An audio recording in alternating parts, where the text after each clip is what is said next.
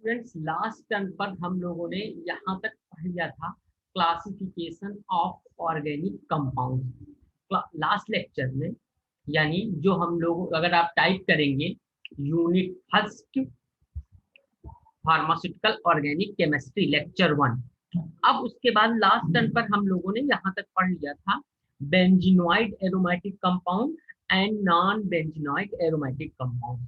अब हम लोग नया टॉपिक पढ़ेंगे दैट इज ओपे, इसी में एक एक करके कि जैसे कि क्लासिफिकेशन ऑफ ऑर्गेनिक कंपाउंड में पहला पार्ट हम लोगों ने पढ़ा था ओपन चैन या एसाइक्लिक एलिफैटिक कंपाउंड्स, इन्हीं को तीनों नाम एक ही है।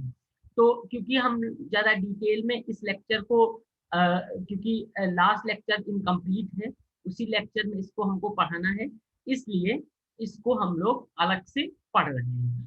तो लेक्चर 1 का ही ये पार्ट है बी, ओपन चैन या एसाइक्लिक या एलिफैटिक कंपाउंड्स क्या होते हैं।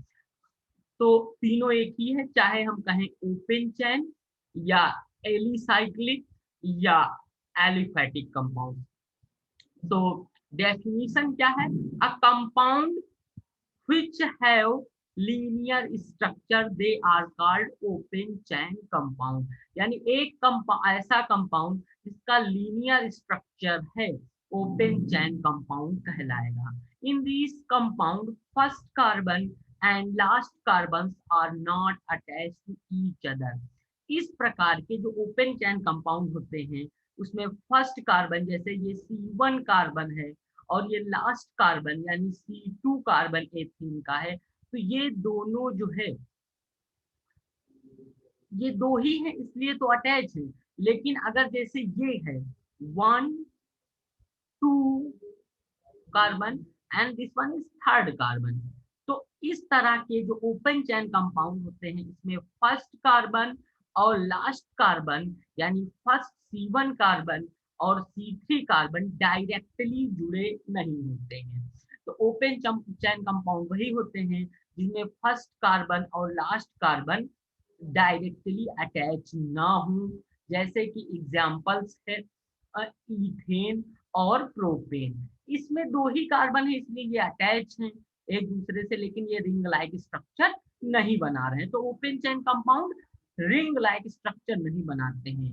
Not form ring like structure, open chain compound not form ring like structure, STRUCTURE। अब उसके बाद इसमें एग्जांपल और एल्कीन भी है, all alkene open chain compound है और ऑल एल्काइंस यानी कार्बन कार्बन के बीच में ट्रिपल बॉन्ड वाले भी ओपन चैन कंपाउंड कहलाते हैं। अब इसमें स्टूडेंट्स इसके आगे हम लोगों को पढ़ना है कि open chain compound are, next है, यहाँ तक पढ़ लिया है, देखिए स्टूडेंट्स यहाँ तक पढ़ लिया ये एग्जाम्पल। नेक्स्ट है open chain compounds are further divided into 2 parts. तो ओपन चैन कंपाउंड आगे दो पार्ट्स में डिवाइड है। पहला है स्टूडेंट्स सैचुरेटेड हाइड्रोकार्बन एंड दूसरा है अनसैचुरेटेड हाइड्रोकार्बन। अब स्टूडेंट्स सैचुरेटेड हाइड्रोकार्बन क्या होते हैं, compound which have between carbon and carbon single bond. Main है ऐसे कंपाउंड जिनके कार्बन कार्बन के बीच में सिंगल बॉन्ड होता है, they are called saturated hydrocarbons, उन्हें सैचुरेटेड हाइड्रोकार्बन कहते हैं। तो सैचुरेटेड कंपाउंड कौन का होंगे, जिनके कार्बन कार्बन के बीच में सिंगल बॉन्ड होगा। In these compound between carbon and carbon free rotation is possible। मतलब जैसे ये कार्बन ओपन चैन सैचुरेटेड कंपाउंड है, ये भी, ये पूरा एथेन ओपन चैन सैचुरेटेड हाइड्रोकार्बन है, तो इनके कार्बन कार्बन के बीच में सिंगल बॉन्ड है। और अगर इस वाली बैलेंसी को हम लोग फिक्स कर दें, फिक्स्ड, और ये वाली रोटेट करेंगे, रोटेट, तो अगर रोटेट हो जाए, रोटेट हो जाए रोटेट हो जाए तो ये कहलाते हैं, हो जाए तो ये कहलाते हैं सैचुरेटेड कंपाउंड। अगर रोटेट हो जा रहा है तो स्टूडेंट्स ये कहलाएंगे सैचुरेटेड कंपाउंड, सैचुरेटेड। क्लियर?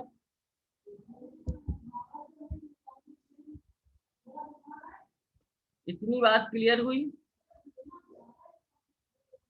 इतनी बात क्लियर हो गई? तो अब सेचुरेटेड कंपाउंड कौन कहलाते हैं, कौन से कहलाते हैं, ये हो गया। तो अब अनसेचुरेटेड कंपाउंड की बात करते हैं। What is unsaturated compound? Unsaturated या hydrocarbon compound which have between carbon and carbon double और triple bond present, they are called unsaturated hydrocarbon. ऐसे कंपाउंड जिनके कार्बन कार्बन के बीच में डबल या ट्रिपल बॉन्ड होता है उन्हें अनसेचुरेटेड हाइड्रोकार्बन कहते हैं। याद रखिए स्टूडेंट्स, ऐसे कंपाउंड जिनके कार्बन कार्बन के बीच में कैसा बॉन्ड हो, चाहे तो डबल बॉन्ड हो, चाहे तो डबल बॉन्ड हो, और चाहे तो कार्बन कार्बन के बीच में ट्रिपल बॉन्ड हो, इन्हें हम लोग, यानी इन्हें हम लोग क्या कहेंगे, unsaturated hydrocarbon, unsaturated hydrocarbon. Clear? तो ऐसे कंपाउंड को हम लोग अनसेचुरेटेड हाइड्रोकार्बन कहते हैं। In these compound between carbon and carbon, free rotation not possible. In compound में कार्बन कार्बन के बीच में यानी इस वैलेंसी को अगर हम फिक्स कर दें, फिक्स्ड कर दें और इसको करें रोटेट, क्या करें, रोटेट, तो रोटेट नहीं होगा, रोटेट नहीं होगा। तो इतनी बात समझ में आई स्टूडेंट्स?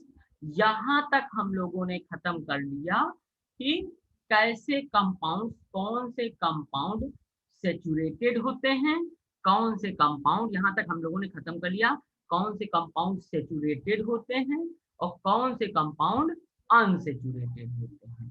क्लियर?